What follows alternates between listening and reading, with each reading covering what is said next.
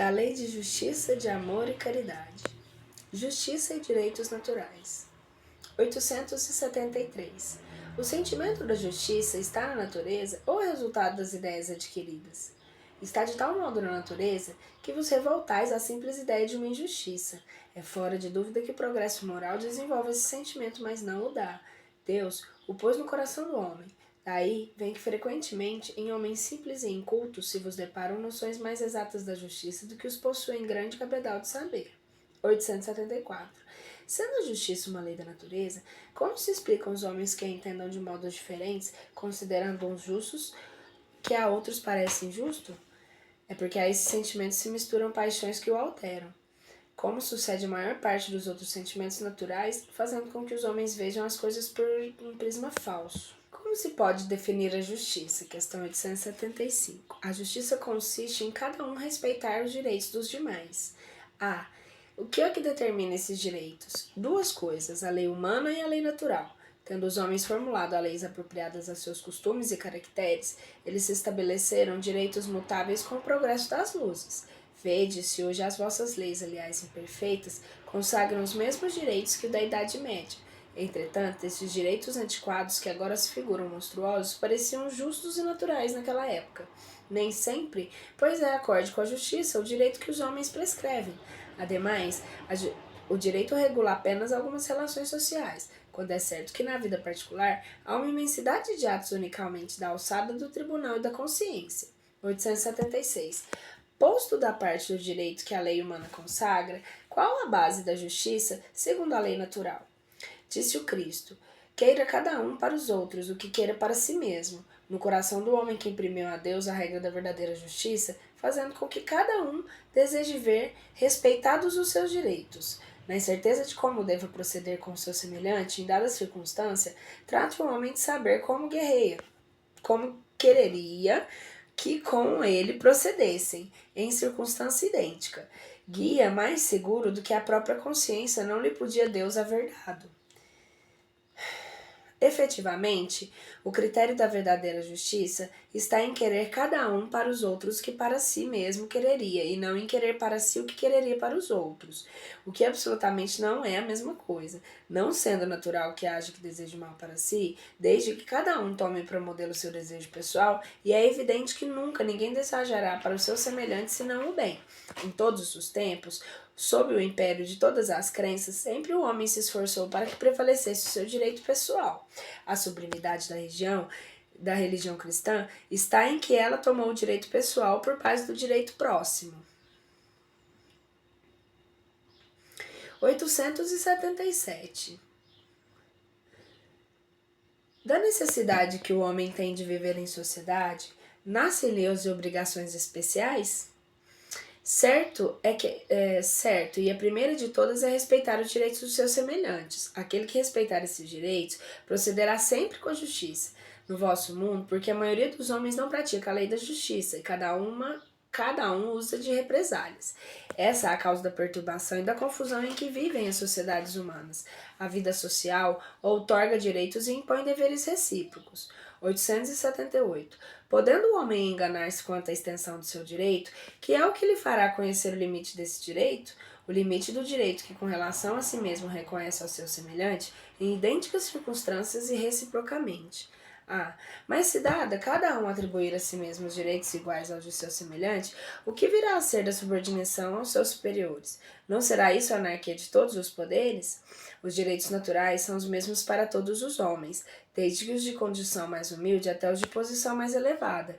Deus não fez um dilema mais puro de que o de que se serviu para fazer os outros, e todos, aos seus olhos, são iguais. Esses direitos são eternos. Os que o homem estabeleceu perecem com as suas instituições. Ademais, cada um sente bem a sua força ou a sua fraqueza, e saberá sempre ter uma certa deferência para com os que mereçam por suas virtudes e sabedoria. É importante acentuar isso para que os que se julgam superiores os conheçam seus deveres, a fim de merecer essas diferenças. A subordinação não se achará comprometida quando a autoridade for deferida à sabedoria. Direito de propriedade. Roubo. 880.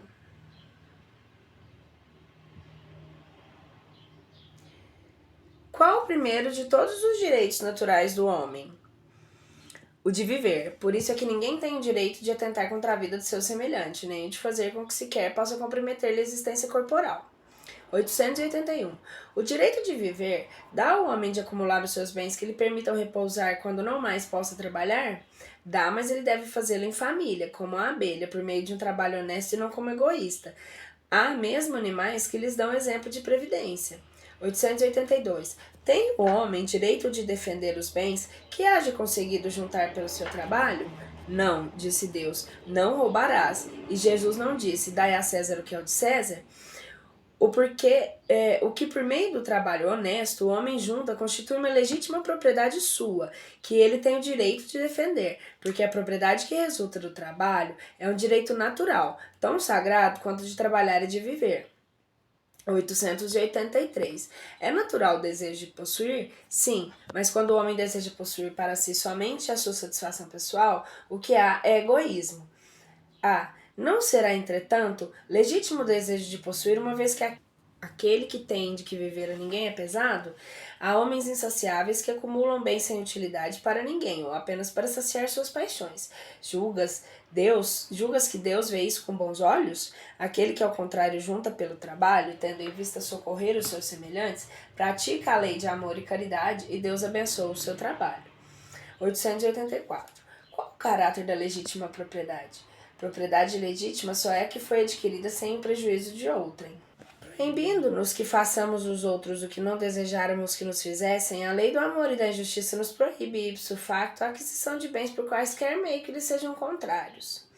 885. Será ilimitado o direito de propriedade? É fora de dúvida que tudo que legitimamente se adquire constitui uma propriedade, mas como havemos dito, a legislação dos homens, porque é imperfeita, consagra muitos direitos convencionais que a lei da justiça reprova. Essa razão, porque eles reformam suas leis à medida que o progresso se efetua e que melhor compreendem a justiça. O que num século parece perfeito, afigura-se bárbaro no século seguinte. Caridade e amor do próximo. 886. Qual o verdadeiro sentido da palavra caridade, como entendia Jesus? Benevolência para com todos, indulgências para as imperfeições dos outros e perdão das ofensas. O amor e a caridade são um complemento da lei de justiça, pois amar o próximo é fazer-lhe todo o bem que nos seja possível e que desejamos que nos fosse feito. Tal o sentido dessas palavras de Jesus: amai-vos uns aos outros como irmãos. A caridade, segundo Jesus, não se restringe à esmola, abrange todas as relações em que nos achamos com os nossos semelhantes, sejam eles os nossos inferiores, os nossos iguais ou os nossos superiores. Ele nos prescreve indulgência.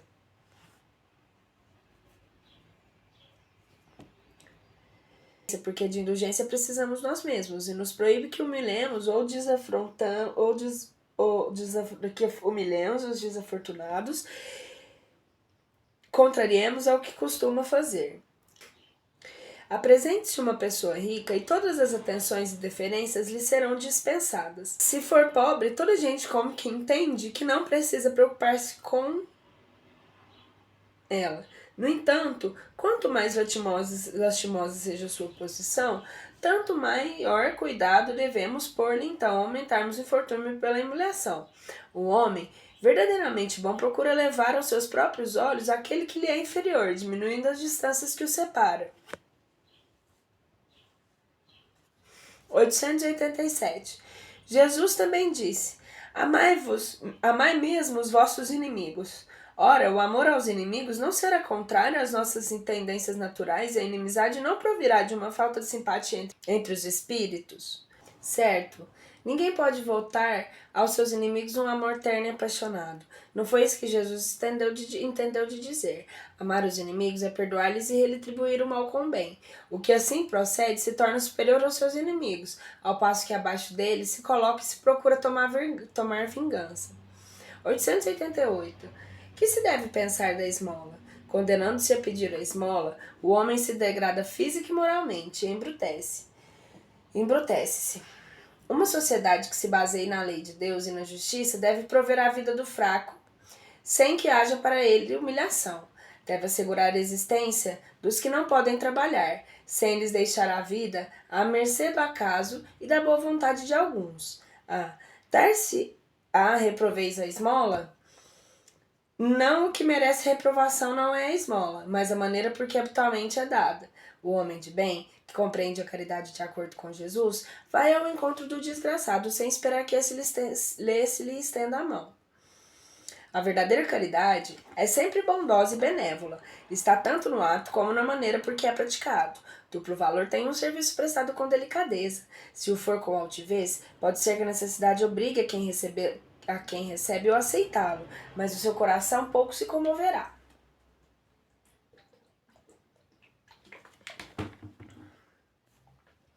Lembrai-vos também que aos olhos de Deus a ostentação tira o mérito ao benefício. Disse Jesus: ignore a vossa mão esquerda o que a direita der.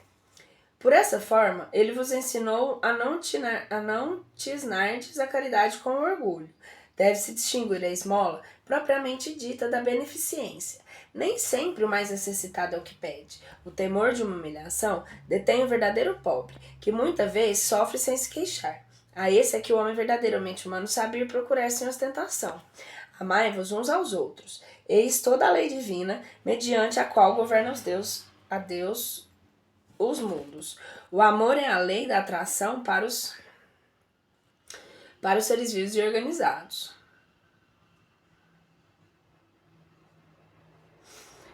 A atração é a lei de amor para a matéria inorgânica.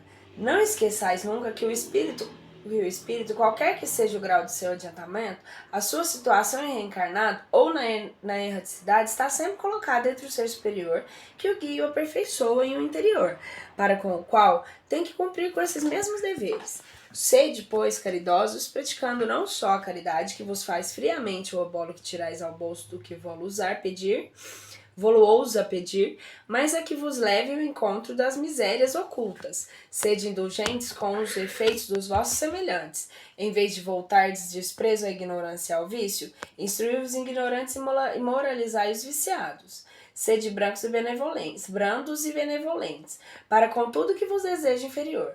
Sede-o para com os seres mais ínfimos da criação e tereis obedecido às leis de Deus. São Vicente de Paulo. 889. Não há homens que se veem condenados a mendigar por culpa sua? Sem dúvida, mas se uma boa educação moral lhe houver ensinado a praticar a lei de Deus, não teriam caído nos excessos causadores da sua perdição. Disso, sobretudo, é que depende a melhoria do vosso planeta. Amor materno e filial, 890. Será uma virtude o amor materno ou um sentimento íntimo comum aos homens e aos animais? Uma e outra coisa.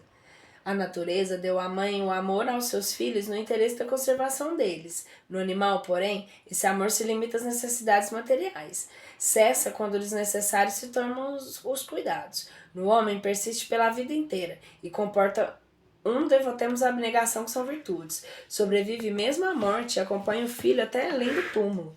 Bem vedes que há nele coisa diversa do que há no amor do animal. 891. Estando na natureza o amor materno, como é que as mães odeiam os filhos e não raro desde a infância destes? Às vezes é uma prova de que o espírito do filho escolheu uma expiação, se aconteceu ter sido mau pai ou mãe perversa ou mau filho noutra existência. Em todos os casos, a mãe má não deixa de ser mimada por um mal. O espírito que procura criar embaraços ao filho, ao fim de que sucumba na prova que buscou. Essa violação das leis da natureza, porém, não ficará impune ao espírito do filho, que será recompensado pelos obstáculos que haja triunfado.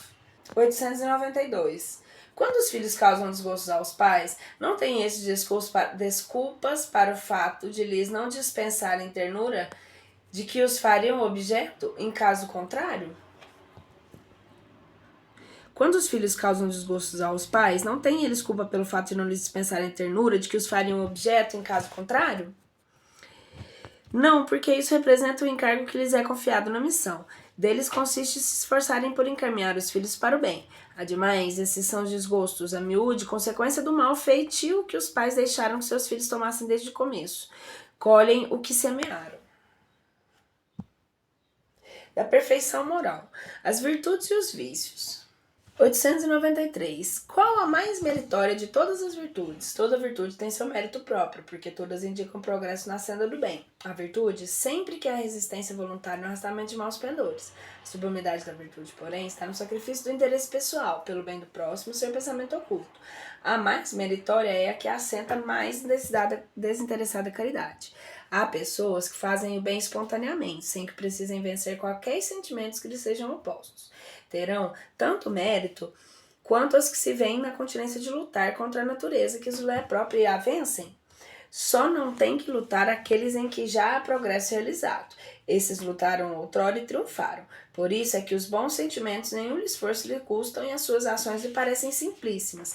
O bem se lhes tornou um hábito. Devida-lhes são as honras que costuma tributar aos velhos guerreiros que conquistaram seus altos postos. Como ainda estáis longe da perfeição, tais exemplos vos espantam, pelo contraste com o que tendes à vista, e tanto mais os admirais quanto mais os raros são. Ficais sabendo, porém, que nos mundos mais adiantados que o vosso, constitui a regra que entre vós representa a exceção. Em todos os pontos desse mundo, o sentimento do bem é espontâneo, porque somente os espíritos habitam. Lá só a intenção maligna será monstruosa exceção. Eis porque neles os homens são ditosos. O mesmo se dará na terra quando a humanidade se houver transformado, quando compreender e praticar a caridade na sua verdadeira acepção. 895. Postos de lado os defeitos e os vícios acerca dos quais ninguém pode equivocar, qual o final mais característico da imperfeição? O interesse pessoal. Frequentemente, as qualidades morais são como um objeto de cobre, duradoura que não resiste à pedra de toque. Pode um homem possuir qualidades reais que levem o mundo a considerá-lo o homem de bem, mas essas qualidades, conquanto assinalam em progresso, nem sempre suportam certas provas e às vezes basta que se fira a corda de interesse pessoal para que o fundo lhe fique descoberto. O verdadeiro desinteresse é a coisa que o verdadeiro desinteresse é a coisa que é ainda tão rara na Terra que quando se patenteia, todos os admiram como se fosse um fenômeno. O apego às coisas materiais constitui um sinal notório de inferioridade, porque quanto mais se afeta aos bens desse mundo, tanto menos compreende o homem o seu destino. Pelo desinteresse, ao contrário, demonstra que encara de um ponto mais elevado o futuro. 896. Há pessoas desinteressadas, mas sem discernimento, que prodigalizam os seus haveres em utilidade real, por eles não saberem dar emprego criterioso. Tem algum merecimento a essas pessoas? Tem do desinteresse, porém não o do bem que poderiam fazer. O desinteresse é uma virtude, mas a prodigalidade de irrefletida constitui sempre, pelo menos, falta de juízo. A riqueza, assim como não é dada a uns por aferrolhada num cofre forte, também não é a outros para ser dispersa ao vento. Representa um depósito de que outros terão de prestar contas. Porque terão de responder todo o bem que podiam fazer e não o fizeram. Por todas as lágrimas que podiam ter estancado com dinheiro e não que deram aos que dele não precisavam. 897. Merecerá reprovação aquele que faz o bem, sem visar a qualquer recompensa na terra, mas esperando que ele seja levado em conta na outra vida, que lhe tenha-se melhor situação? Essa é a preocupação que lhe prejudicará o progresso? O bem deve ser feito caritativamente, isso é, com desinteresse. Contudo, todos alimentam um desejo muito natural de progredir para forrar a pessoa de condição... para forrar-se a penosa condição dessa vida. Os próprios espíritos nos ensinaram a praticar o bem com esse objetivo. Será então um mal que pensamos que praticando o bem podemos esperar coisa melhor do que temos na terra? Não, certamente, mas aquele que faz o bem, sem ideia preconcebida pelo prazer de ser agradável a Deus, ao seu próximo e ao que sofre, já acha um certo grau de progresso que lhe permitirá alcançar a felicidade muito mais depressa do que seu irmão, que por mais positivo se faz bem por cálculo e não impelido pelo ardor natural do seu coração. B. Não haverá aqui uma distinção a estabelecer-se entre o bem que podemos fazer ao nosso próximo e o cuidado que podemos em corrigir-nos nos nossos defeitos?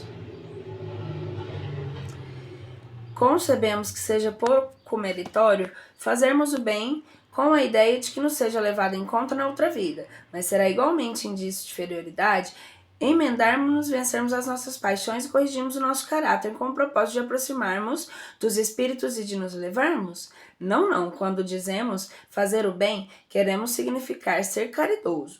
Procede como egoísta todo aquele que calcula que possa cada uma de suas boas ações render na vida futura um tanto quanto na vida terrena.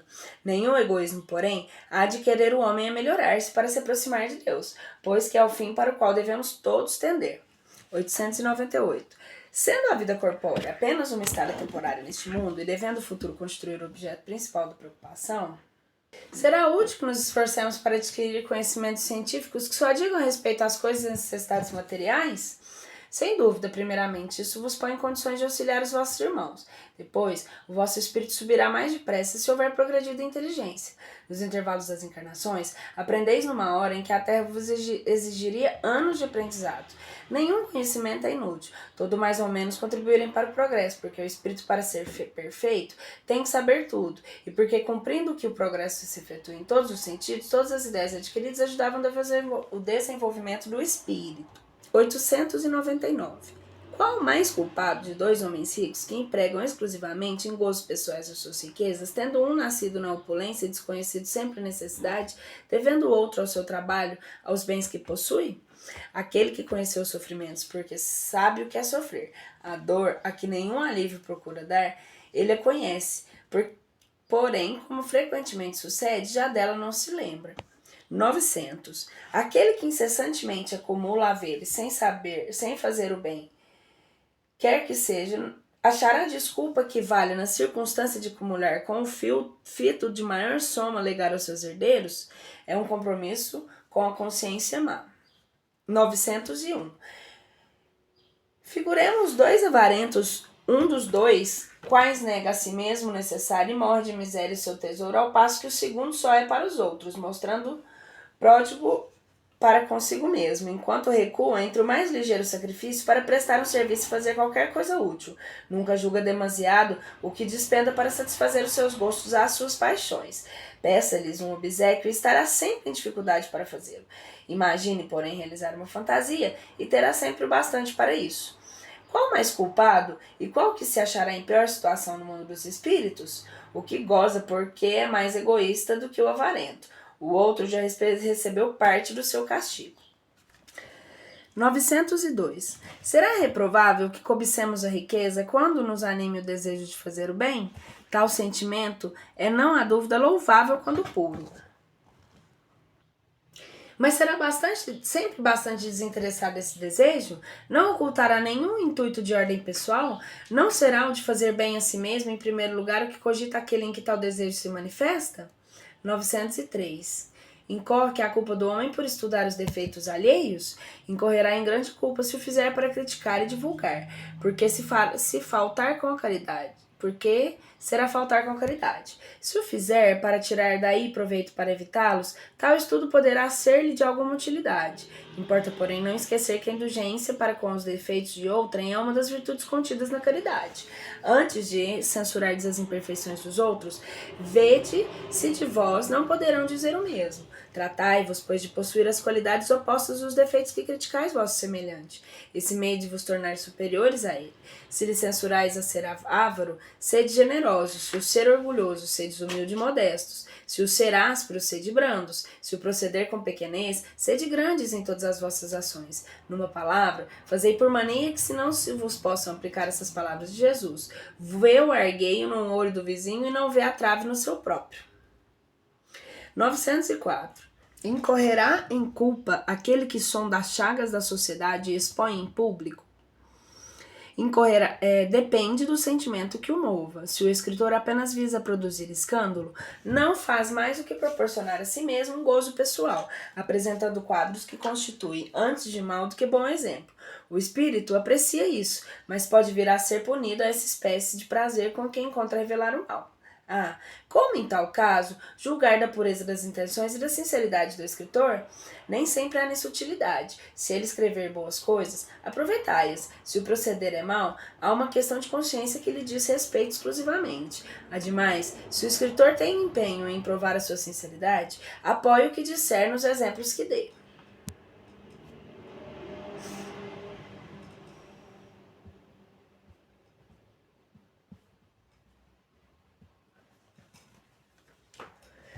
(905) Alguns autores hão publicado belíssimas obras de grande moral, que auxiliam no progresso da humanidade, das quais, porém, nenhum proveito tiraram eles. Ser-lhes a levado em conta como espíritos de bem, se as suas obras hajam dado lugar? A moral é que as ações a moral sem as ações é o mesmo que a semente sem o trabalho. De que vos serve a semente, se não fazeis dar frutos que vos alimentem? Grave é a culpa desses homens, porque dispunham de inteligência para compreender, não praticando as máximas que ofereciam aos outros, renunciaram a colher-lhes os frutos. 906. Será passível de censura o homem por ter consciência do bem que faz e por confessá-lo a si mesmo? Pois que pode ter consciência do mal que pratica, do bem igualmente deve tê-la, a fim de saber se andou bem ou mal. Pesado todos os seus atos na balança da lei de Deus, e sobretudo na lei da justiça, o amor e a caridade é que poderá dizer a si mesmo se as suas obras são boas ou más, as que poderá aprovar ou desaprovar. Não se lhe pode, portanto, censurar que reconheça haver triunfado os maus pendores que se sinta satisfeito, desde que de tal não se desenvaideça, porque não cairia noutra falta. Paixões.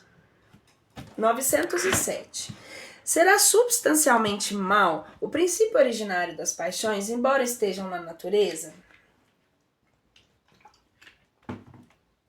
Não, a paixão está no excesso de que se acresceu a vontade, visto que o princípio que lhe dá origem foi posto foi posto no homem para o bem, tanto que as paixões podem levá-lo à realização de grandes coisas. O abuso dela que se faz é que causa o mal. 908. Como se poderá determinar o limite em que as paixões deixam de ser boas para se tornarem más? As paixões são como um corcel, que só tem utilidade quando governado e que se torna perigoso desde que passe a governar. Uma paixão se torna perigosa a partir do momento em que deixais de poder governá-la, que dá em resultado um prejuízo qualquer para vós mesmos ou para outrem.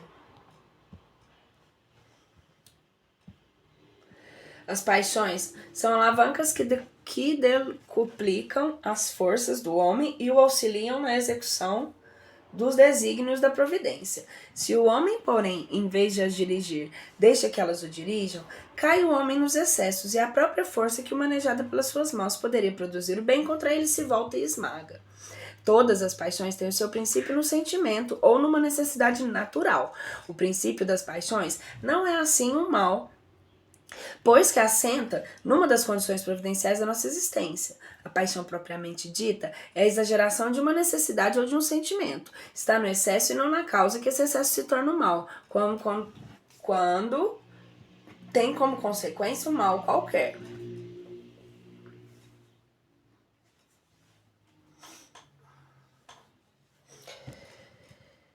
Toda paixão que aproxima o homem da natureza animal, afasta-o da natureza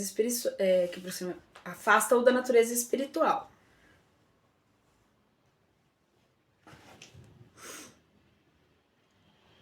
Todo sentimento que eleva o homem acima da natureza animal denota a predominância do espírito sobre a matéria e aproxima-se da perfeição. Poderia sempre o homem, pelos seus esforços, vencer as suas más inclinações? 909. Sim, e frequentemente fazendo esforços muito insignificantes. O que se lhe falta é a vontade. Quão poucos dentre vós fazem esforços. 910. Pode o homem achar nos espíritos eficaz assistência para triunfar de suas paixões? Se o pedir a Deus, ao seu bom gênio, com sinceridade, os bons espíritos lhe virão certamente em auxílio, porquanto essa é a missão deles. 911. Não haverá paixões irresistíveis que a vontade seja impotente para dominá-las? Há muitas pessoas que dizem: quero, mas as vontades só lhes está nos lábios. Querem, porém, muito mais satisfeitas ficam que não sejam como querem. Quando o homem crê que não pode vencer as suas paixões, é que seu espírito se compraz nelas, em consequência da sua inferioridade. Compreende a sua natureza espiritual aquele que as procura reprimir. Vencê-las é para ele uma vitória do espírito sobre a matéria. Qual o meio mais eficiente de combater-se a predomínio da natureza corpórea? Praticar a abnegação. O egoísmo, 913. Dentre os vícios, qual se pode considerar radical? Temos-lo dito muitas vezes, o egoísmo. Daí deriva todo o mal. Estudai todos os vícios e verei que no fundo de todos há egoísmo. Por mais que lhes dei combate, não chegareis a extirpá-los enquanto não atacardes o mal pela raiz, enquanto não lhe houver de destruída a causa. Tendam, pois, todos os esforços para esse efeito, porquanto aí é que está a verdadeira chaga da sociedade.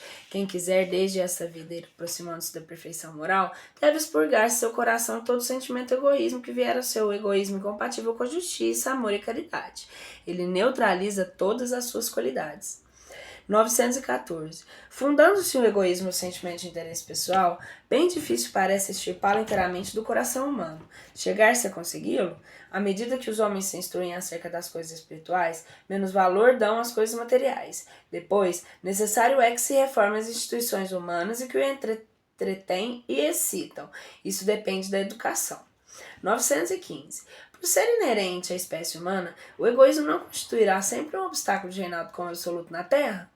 É exato que no egoísmo tem o vosso maior mal, porém ele se prende à inferioridade dos espíritos encarnados na Terra e não aprende a inferioridade e não a humanidade da mesma.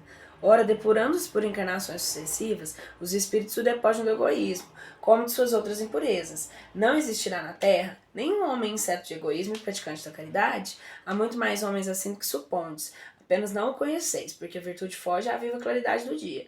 Desde que haja um por um, o que não haverá 10? Havendo 10, por que não haverá 1000 e assim por diante?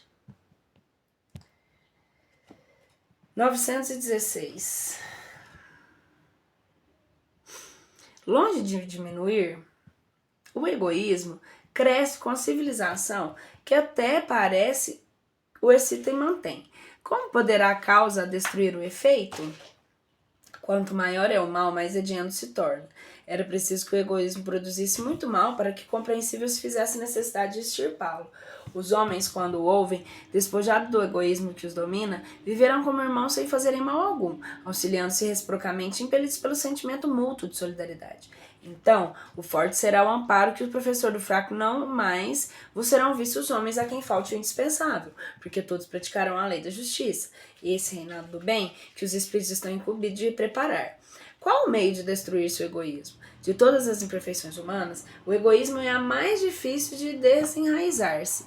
917, né, que é essa pergunta. De todas as imperfeições humanas, o egoísmo é a mais difícil de enraizar-se, porque se deriva da influência da matéria, a influência de que o homem, ainda muito próximo de sua origem, não pôde libertar-se, para cujo entretenimento tudo concorre, suas leis, sua organização social, sua educação. O egoísmo se enfraquecerá à proporção que a vida moral, o predominando sobre a vida material, sobretudo com a compreensão de que o espiritismo vos faculta do vosso estado futuro, real e não desfigurado por ficções alegóricas. Quando bem compreendido se houver identificado com os costumes e as crenças, o espiritismo transformará os hábitos ou os usos ou as relações sociais. O egoísmo assenta-se na importância da parcialidade. Ora, espiritismo bem compreendido, repito, mostra as coisas de tão alto que do sentimento da personalidade desaparece, de certo modo, diante da imensidade. Destruindo essa importância, ou de pelo menos reduzindo-as às legítimas proporções, ele necessariamente combate o egoísmo. O choque que o homem experimenta do egoísmo é o que muitas vezes o faz egoísta, por sentir a necessidade de colocar-se na defensiva. Notando que os outros pensam por si próprios e não nele, ele levado a ocupar-se consigo mesmo, rindo do que rindo. Ocupar-se consigo mais do que com os outros. Sirva de base às instituições sociais, às relações legais, do povo a povo e homem a homem, princípio da caridade e da fraternidade.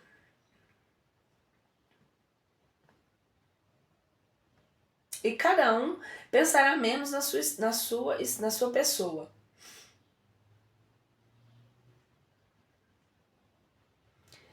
Assim, veja que outros nela pensaram. Todos experimentaram a influência moralizadora do exemplo e do contato. Em face atual, extravasando de egoísmo, grande virtude é verdadeiramente necessária para que alguém renuncie à sua personalidade em proveito dos outros. que de ordinário absolutamente não lhe agradecem. Principalmente para os outros que possuem essa virtude, é que o reino do céu se acha aberto. A esse, sobretudo, é que está reservada a felicidade dos eleitos. Pois, em verdade vos digo, que no dia da justiça será posto de lado e sofrerá pelo abandono em que se há de ver todo aquele que em si somente houver pensado. É de Fénelon esse recado. Louváveis esforços indubitavelmente se empregam para fazer a humanidade que a humanidade progrida. Os bons sentimentos são estimulados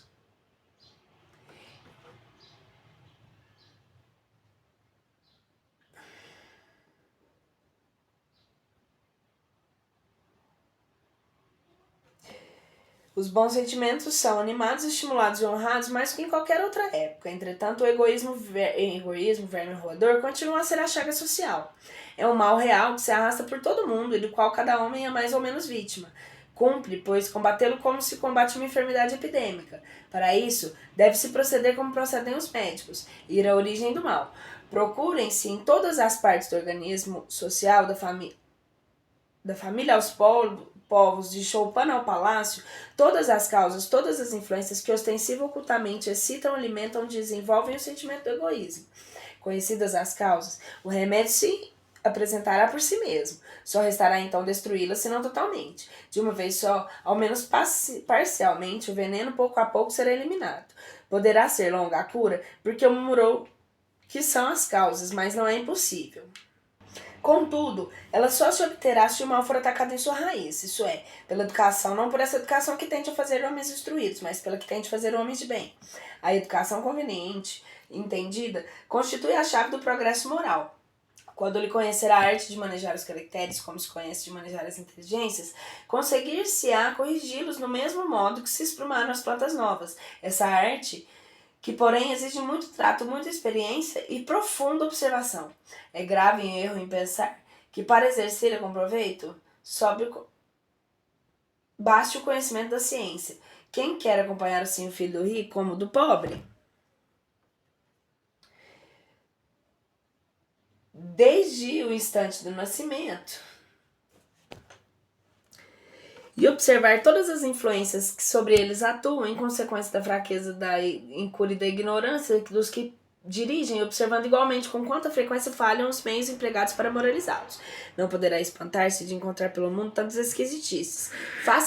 Faça-se com o moral que faz a inteligência ver-se-á que as naturezas refratárias, muito maior do que se julga julgam muito maior do que se julgue o número das apenas reclamam boa cultura para conduzir bons frutos. O homem deseja ser feliz e natural. É o sentimento que dá origem a esse desejo. Por isso é que trabalha incessantemente para melhorar a sua posição na terra, que pesquisa as causas dos seus males para remediá-los. Quando compreender bem que o egoísmo reside numa dessas causas, a que lhes gera orgulho, a ambição, a estupidez, a inveja, o ódio, o ciúme que todo momento magoam e que perturba todas as relações sociais, que provoca dimensões aniquila a confiança, a que obriga a se manter constantemente na defensiva contra seu vizinho. Enfim, a que do amigo se fez inimigo, ele compreenderá também que esse vício é incompatível com a sua felicidade, e podemos nos acrescentar com a sua própria segurança. E quanto mais haja sofrido por efeito desse vício, mais sentirá a necessidade de combater e combater a peste, os animais nocivos de todos os outros flagelos. O seu próprio interesse a isso induzirá. O egoísmo é a fonte de todos os vícios, como a caridade é de todas as virtudes. Destruir e desenvolver outra, tal deve ser o alvo de todos os esforços do homem, se quiser assegurar a sua felicidade neste mundo, tanto quanto no futuro. 918. Caracteres do homem de bem. Por que indícios isso pode acontecer em um homem em progresso real que lhe levará ao espírito e hierarquia espírita? O espírito prova sua elevação quando todos os atos da sua vida corporal representam a prática da lei de Deus e quando antecipadamente compreende a vida espiritual.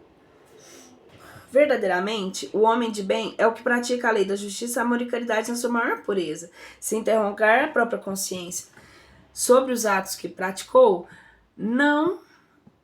perguntará se não transgrediu essa lei ou se não fez o mal. Se fez todo o bem que podia, se ninguém tem motivos dele para se queixar, enfim, esses outros que desejam que lhes fizessem. Possuído o sentimento de caridade, de amor ao próximo, faz o bem pelo bem, sem contar com qualquer retribuição, e sacrifica os seus interesses à justiça. É bondoso, é humanitário, é benevolente para com todos, porque vê irmãos em todos os homens em discrição de raças nem de crenças. Se Deus lhe otorgou com a riqueza, é bondoso, humanitário e benevolente com todos, porque vê irmãos em todos os homens sem distinção de raças e crenças. Se Deus lhe otorgou poder e riqueza, considera essas coisas como um depósito de que lhe cumpre para usar o bem. Dela não se envaidece, porque sabe que Deus que lhes deu também lhes pode tirar. Se sobre a sua dependência de ordem social colocou outros homens, os homens tratam-os com bondade e complacência, porque são iguais perante Deus. Usa da sua autoridade para lhes levantar o mal e não para esmagar com seu orgulho. É indulgente para com as fraquezas alheias, porque sabe que também precisa de indulgência dos outros e se lembra dessas palavras do Cristo. Atire a primeira pedra aquele que estivesse sem pecado. Não é vingativo, ao exemplo de Jesus, perdoa as ofensas para só lembrar dos benefícios, pois não ignora que houver perdoado, assim perdoado lhe será. Respeita, enfim, em seus semelhantes todos os direitos que as leis da natureza lhe concedem, como quer que os mesmos direitos lhe sejam respeitados. 919. Conhecimento de si mesmo, 919. Qual o meio prático e mais eficaz que tem o homem de se melhorar na vida e de resistir à atração do mal? Um sábio da antiguidade vos disse: conhece-te a ti mesmo. Conceberemos toda a sabedoria dessa máxima, porém a dificuldade está precisamente em cada um conhecer a si mesmo. Qual o meio de consegui-lo? Fazei o que eu fazia quando vivi na terra. Ao fim do dia, interrogava a minha consciência. Passava a revista que fizera e perguntava a mim mesmo se não faltara com algum dever, se ninguém tivera motivo para de mim se queixar. Foi assim que cheguei a conhecer e ver que em mim precisava de reforma. Aquele que todas as noites evocasse todas as ações que praticara durante o dia e inquirisse de si mesmo bem ou mal que houver feito, rogando a Deus ao seu anjo da guarda que os esclarecem, grande força adquirida para aperfeiçoar, porque, crede-me, Deus o assistiria. Dirigi, pois, a vós mesmo perguntas, interrogai-vos sobre o que tendes feito com o objetivo de procederes em tal circunstância, sobre o que fizestes coisas feitas por outrem, censuraríeis sobre obrastes alguma ação que não ousaríeis neste momento. Teria que temer o olhar de alguém ao entrar no novo mundo dos espíritos, onde nada pode ser ocultado? Examinai o que pudeste ter obrado contra Deus, depois contra o vosso próximo e finalmente contra vós mesmos. As respostas vêm padrão, caso para a vossa consciência ou a indicação de um mal que precisa ser curado. O conhecimento de si mesmo é, portanto, a chave do progresso individual. Direis como há alguém de julgar a si mesmo. Não estará ali a ilusão do amor próprio para atenuar as faltas e torná-las desculpáveis? O avarento se considera apenas econômico e previdente. O orgulhoso julga em si só a dignidade. Isso é muito real. Mas tendes um meio de verificação que não lhe pode iludir-vos. Quando estiverdes indecisos sobre o valor de uma das vossas ações, inquirim como a qualificareis se praticada por outra pessoa. Se assessorareis noutrem, não na podereis ter por legítima quando fordes a outror, porque Deus não usa de duas medidas na aplicação de sua justiça. Procurai também saber que o que dela pensam vossos semelhantes, e não desprezeis a opinião dos vossos inimigos, porquanto esses nenhum interesse têm em mascarar a verdade de Deus, e muitas vezes os coloca ao vosso lado como um espelho, a fim de que sejam advertidos com mais franqueza do que o que faria um amigo. Prescute, consequentemente, a sua consciência, aquele que se sinta possuído do desejo sério de melhorar-se a fim de estipar-se de si os maus pensadores como o seu jardim, arranca as ervas daninhas, de balanço no seu dia moral, para exemplo de todo comerciante, avaliar as suas perdas e seus lucros, e eu vos ganho com as contas.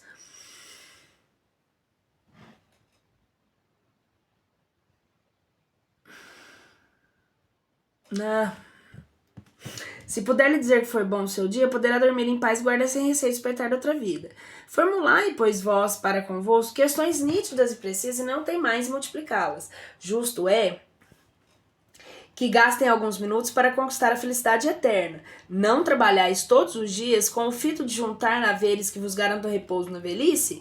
Não constitui esse repouso o objeto de todos os vossos desejos, o fim que vos faz suportar as fadigas e as privações temporárias? Pois bem, que é esse descanso de alguns dias, turbado sempre pelas enfermidades do corpo, em comparação com o que o espera o homem de bem?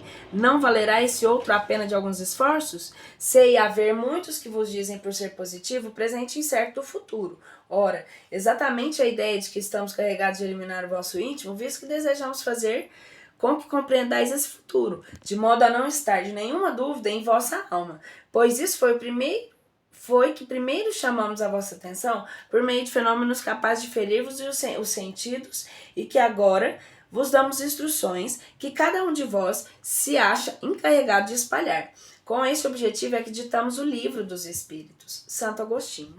Muitas faltas que cometemos nos passam despercebidas. Se efetivamente seguimos o conselho de Santo Agostinho e interrogássemos mais a miúde a nossa consciência, veríamos quantas vezes falimos sem que o suspeitemos unicamente porque não prescrutarmos a natureza móvel dos nossos atos. A forma interrogativa, que tem alguma coisa mais preciosa, mais preciso do que uma máxima que muitas vezes deixamos de aplicar a nós mesmos.